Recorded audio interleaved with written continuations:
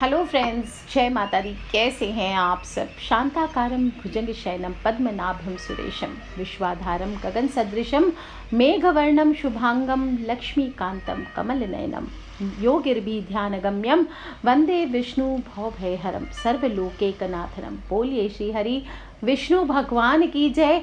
दोस्तों, जब भी एकादशी का दिन आता है, भगवान विष्णु की भक्ति आराधना का समय होता है, क्योंकि एकादशी तिथि श्री हरि विष्णु भगवान को ही समर्पित है। और आज के दिन योगिनी एकादशी मनाई जाती है।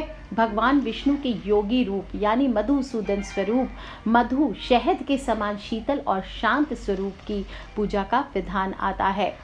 भगवान विष्णु का ये शांत स्वरूप कहता है कि बुरे वक्त में संयम, धीरज के साथ मजबूत दिल और ठंडा दिमाग रख करके जिंदगी की तमाम मुश्किलों पर काबू पाया जा सकता है और विपरीत समय भी आपके अनुकूल हो जाएगा। ऐसा व्यक्ति सही मायनों में पुरुषार्थी कहलाएगा।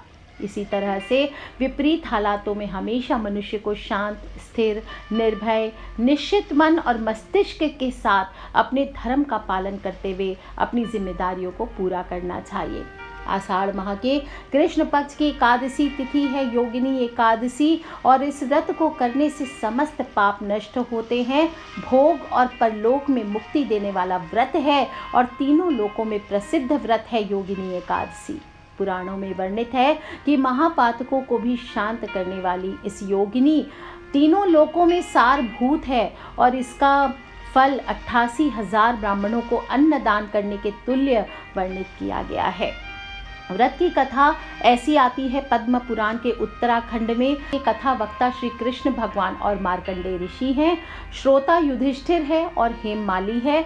जब युधिष्ठिर आषाढ़ माह के कृष्ण एकादशी का नाम पूछते हैं, महत्व पूछते हैं, तब वासुदेव जी इस कथा को कहते हैं और कहा जाता है कि कालिदास की जो मेघदूत की कथा है वो भी इसी कथा से प्रभावित है।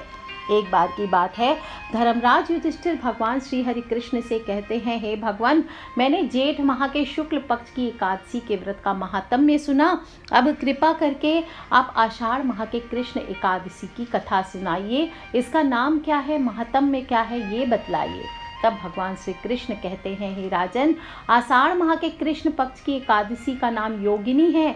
इसके व्रत के प्रभाव से समस्त पाप नष्ट हो जाते हैं। इस लोक में भोग और परलोक में मुक्ति देने वाली एकादशी है, तीनों लोकों में प्रसिद्ध है। और मैं तुमसे पुराणों में वर्णन की गई कथा कहता हूँ, ध्यान पूर्वक सुनो। स्वर्ग धाम की अलकापुरी नामक नगरी में कुबेर नाम का राजा राज्य करता था। शिव भक्त था, प्रतिदिन शिव की पूजा किया करता था और हेम नाम का एक माली पूजा के लिए उसके यहाँ फूल लाया करता था। हेम की विशालाक्षी नाम की सुंदर पत्नी थी। एक दिन वह मानसरोवर से पुष्प तो ले आया, लेकिन काम आसक्त होने के कारण वह अपनी स्त्री से हास्य विनोद तथा रमण करने लगा। इधर राजा उसकी दोपहर तक राह देखता रहा। अंत में राजा कुबेर ने सेवकों को आज्ञा दी कि तुम लोग जाकर माली के न आने का कारण पता करो, क्योंकि वह अभी तक पुष्प लेकर नहीं आया है। सेवकों ने कहा, महाराज, वह पापी अति कामी है, अपनी स्त्री के साथ हास्य विनोद और रमण कर रहा होगा। यह सुनकर कुबेर क्रोधित होकर उसे बुलाया। हेममाली राजा के भय से कांपता हुआ उपस्थित हुआ। राजा कुबेर ने क्रोध में आकर कहा, अरे पापी नीच कामी, तूने मेरे परम पूजनीय ईश्वरों के ईश्वर श्री शिवजी महाराज का अनादर किया है, इसलिए मैं तुझे शाप देता हूँ कि तू स्त्री का वियोग सहेगा और मृत्यु लोक में जाकर कोढ़ी हो जाएगा। कुबेर के शाप से हेममाली का स्वर्ग से पतन हो गया और उसी क्षण पृथ्वी पर गिर गया। भूतल पर आते ही उसके शरीर में श्वेत कोढ़ हो गया। उसकी स्त्री भी उसी समय अंतर्ध्यान हो गई और मृत्यु लोक में आकर माली ने महान दुख भोगे। भयानक जंगल में जाकर बिना अन्न और जल के भटकता रहा। रात्रि को निद्रा नहीं आती, परंतु शिवजी की पूजा के प्रभाव से उसको पिछले जन्म की स्मृति का ज्ञान अवश्य रहा। घूमते घूमते एक दिन मार्कंडेय ऋषि के आश्रम में पहुंचा तो ब्रह्मा जी से भी अधिक वृद्ध थे और जिनका आश्रम ब्रह्मा की सभा के समान लगता था।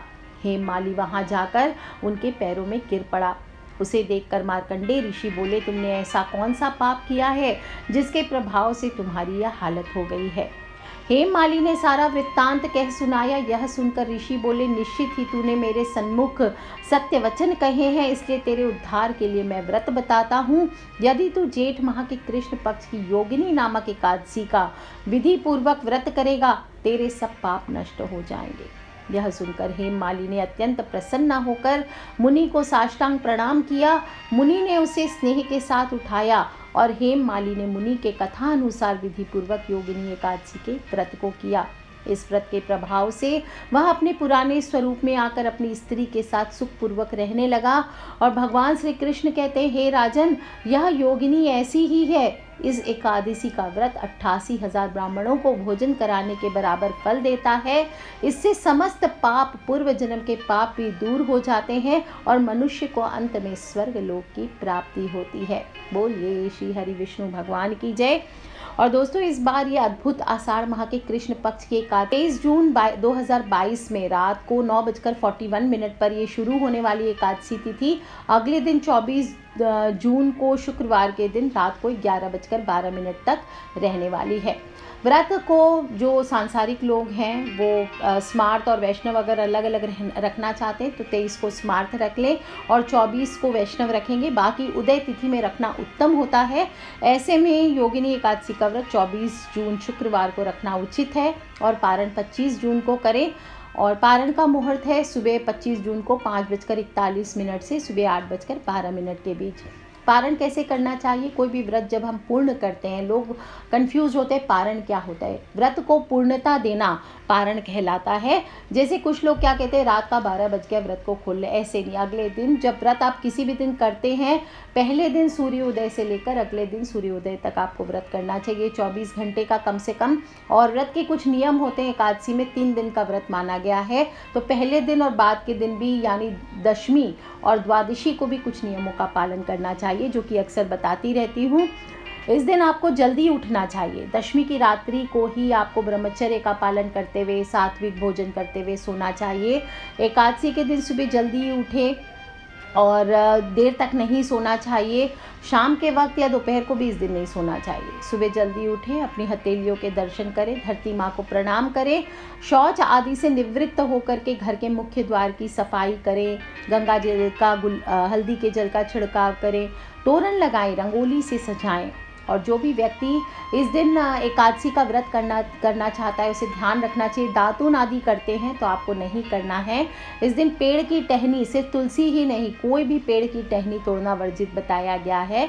इसलिए पेड़ से चीज़ें ना तोड़ें, ऐसे ही कंठ साफ कर लें या टूथब्रश से धीरे धीरे आप ब्रश कर लें। स्नान करें, हल्दी के जल से इस दिन स्नान करना चाहिए और स्नान करके स्वच्छ पीले या हल्के रंग के वस्त्र धारण करना चाहिए। और फिर आपको भगवान के सामने बैठ करके व्रत का संकल्प करना चाहिए। आज मैं किसी भी चोर, पाखंडी, दुराचारी मनुष्य से बात नहीं करूँगा, ना ही किसी का दिल दुखाऊंगा। गौ हो, ब्राह्मण हो आदि को फलाहार और अन्न आदि देकर प्रसन्न करूँगा। रात्रि को जागरण कर कीर्तन करूँगा। ओम नमो भगवते वासुदेवाय इस 12 अक्षर मंत्र अथवा गुरु मंत्र का जप करूँगा। राम, कृष्ण, नारायण इत्यादि विष्णु सहस्त्र नाम को कंठ का भूषण बनाऊँगा। ऐसी प्रतिज्ञा करके श्री हरि भगवान विष्णु का स्मरण कर प्रार्थना करें, हे त्रिलोकीनाथ, मेरी लाज आपके हाथ, अतः मुझे इस संकल्प को पूरा करने की शक्ति प्रदान करें। इसके बाद आप सूर्य देव को 1 लोटा जल अर्पित करें। ओम सूर्याय नमः, ओम भास्कराय नमः, ओम आदित्याय नमः। और इस जल के लोटे में आज विशेष रूप से थोड़े से जौ के दाने और गुड़ मिलाकर आप जल अर्पित करते हैं तो आपके यश, मान, सम्मान में बहुत बढ़ोतरी होती है। फिर उसी लोटे में जल भर लीजिए और दक्षिण मुखी होकर के अपने पितृ के निमित्त जल अर्पित करें। ओम सर्वेभ्यो पितृभ्यो नमो नमः, ओम सर्वेभ्यो पितृभ्यो नमो नमः। पितृ के नाम का जल अर्पित करना चाहिए। और इसके बाद आपको षोडश उपचार सहित श्री विष्णु भगवान, माता लक्ष्मी सहित आपको पूजन करना चाहिए। घर की पूरब दिशा में लाल रंग का वस्त्र बिछा लीजिए या पीला वस्त्र बिछा लीजिए।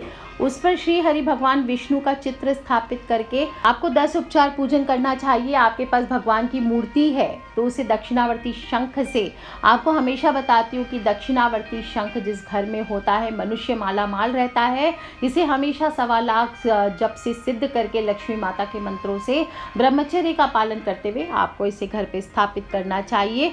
और इस शंख से जो भी मनुष्य मनुष्य भगवान विष्णु की मूर्ति आदि देवी देवताओं का अभिषेक करता है शुद्ध गंगा जल से, पंचामृत से। पंचामृत क्या होता है? दूध, दही, घी, शहद और चीनी, इसको मिलाकर पंचामृत बनाते हैं। विशेष रूप से भगवान विष्णु का शहद से अभिषेक करता है तो उसके जीवन से कर्ज उतरता है, दुश्मन के नाश होते हैं। और फिर जब भी पंचामृत से स्नान कराएं तो आपको शुद्ध जल से स्नान अवश्य कराना चाहिए। फिर भगवान को पीले वस्त्र धारण कराएं, पीताम्बर धारी हैं प्रभु, और जनेऊ धारण कराएं, चंदन चढ़ाएं। चंदन चढ़ाने के बाद इत्र लगाना चाहिए आपको। हमेशा कहती हूँ इत्र ज़रूर लगाएं। इत्र चढ़ा करके रोज़ आप देखिए अपनी नाभि पे लगाइए किस प्रकार से आपका वशीकरण होता है। हर कोई आपसे मोह में पड़ करके आपके वश में होता है, आपकी बात मानता है। पीले पुष्पों से भगवान का श्रृंगार करें, तुलसी पत्र अवश्य चढ़ाएं, क्योंकि भगवान की पूजा कभी भी संपूर्ण नहीं मानी गई है तुलसी पत्र के बिना। और जो भी कहते हैं कि मनुष्य भक्ति पूर्वक इस दिन तुलसी दल भगवान विष्णु को अर्पित करता है, इस संसार के समस्त पाप उसके दूर हो जाते हैं।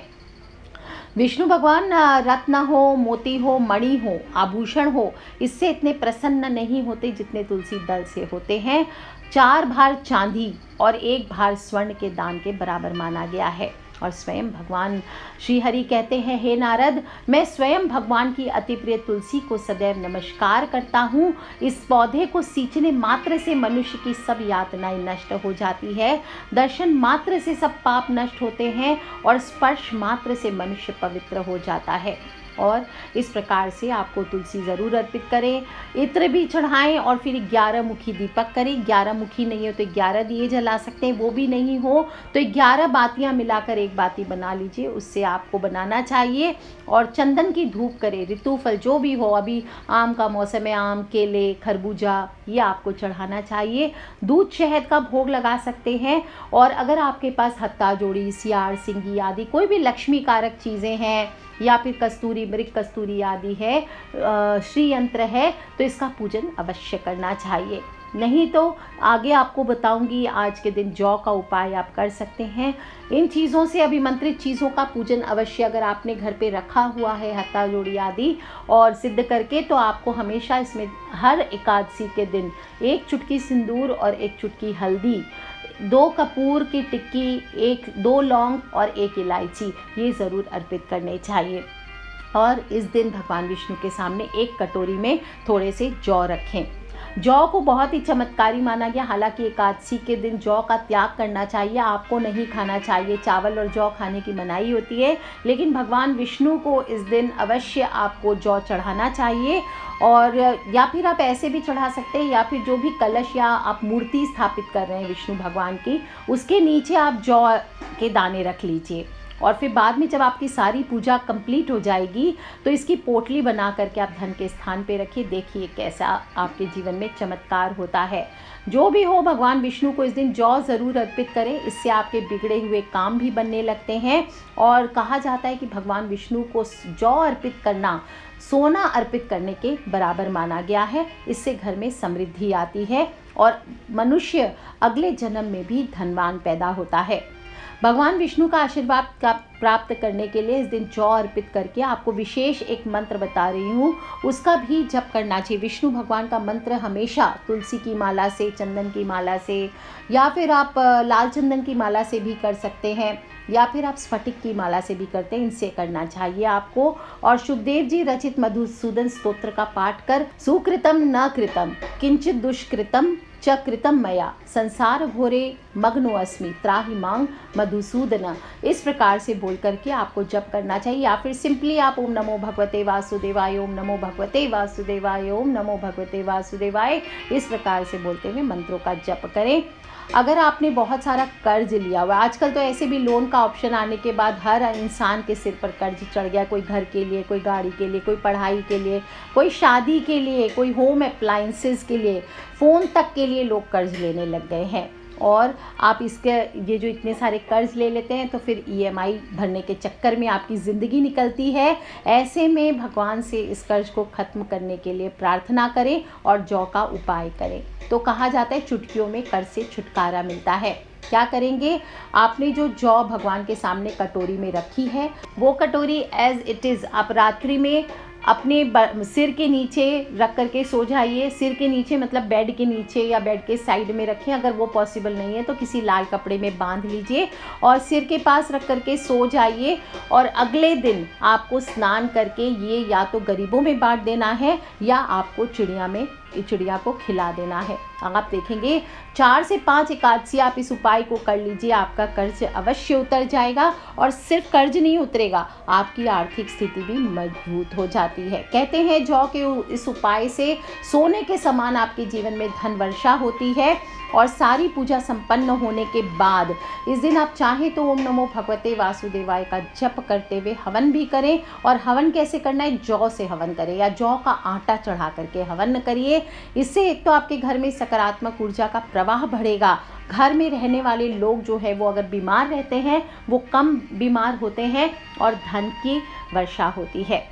दोस्तों, कोई भी अगर इंसान सोने का दान नहीं कर सकता तो इस दिन जौ का दान करता है मात्र, तो उसे भी स्वर्ण दान के बराबर फलों की प्राप्ति होती है। और जौ के दाने इस दिन कबूतरों को डालने से राहु केतु का भी प्रभाव कम होता है।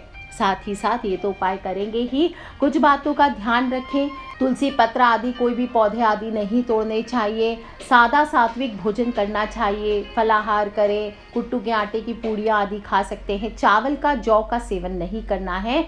ऐसा करने से मनुष्य अगले जन्म में रेंगने वाले जीव की योनि में जन्म लेता है। साथ ही साथ नमक हो, बैंगन हो, मूली, प्याज, लहसुन, मसूर की दाल, कोदो का साग, ये सब भी सेवन नहीं करना चाहिए। इससे व्रत भंग हो जाता है। इस दिन भोजन का व्रत रखेंगे, साथ ही साथ स्वभाव का भी व्रत रखें। किसी पर क्रोधित ना हो, वाद विवाद ना करें, लड़ाई झगड़ा ना करें। हमेशा पवित्र विचार मन में रखें। बुरे विचार, कलह ये नहीं करना चाहिए। और किसी बड़ों का, बुजुर्गों का अपमान ना करें। इससे व्रत के फल की प्राप्ति नहीं होती है। साथ ही साथ पति पत्नी को इस दिन किसी भी तरह के संबंध नहीं बनाने चाहिए। उल्टा साथ में बैठ करके भगवान विष्णु का पूजन करें। भक्ति की साधनाएं हैं, इनका उद्देश्य क्या होता है, धन, सुंदर स्त्री, सुंदर पति, आज्ञाकारी पुत्र, ये नहीं होता है। इस व्रत का असली उद्देश्य भगवान श्री हरि की भक्ति को प्राप्त करना है, मोक्ष को प्राप्त करना है। इसलिए रात्रि जागरण करते हुए भगवान श्री हरि के साथ वक्त को बिताएं और आप देखेंगे कि कैसे आपके जीवन में इस प्रकार से निस्वार्थ आप भक्ति करते हैं तो जो भी मटीरियलिस्टिक चीज़ें हैं आपके जीवन में, जिन भी चीज़ों की कमी है वो भी दूर होती है। साथ ही साथ आपकी जो मुसीबतें हैं वो भी हल्की हो जाती है। तो कर लीजिए उपाय दोस्तों। कुछ करें ना करें, कम से कम आपको कथा सुनाती हूँ, वो कथा को आप अपने फ्रेंड्स, फैमिली, मम्मी पापा, भाई बहन, बच्चे सभी लोगों से शेयर ज़रूर किया करें, क्योंकि हमें नहीं पता कौन सा उपाय कब किसकी लाइफ बदल दे। Wish you all a very very happy Ekadashi. Yogini Ekadashi है, योगियों की एकादशी है, तो योगी सा जीवन जिए इस दिन और फिर देखें कैसे आपके जीवन में पॉजिटिव बदलाव आते हैं। ठीक है फ्रेंड्स, लव यू ऑल। जय माता दी। आप सभी को योगिनी एकादशी की हार्दिक हार्दिक शुभकामनाएं। जय माता दी। बम बम भोलेनाथ।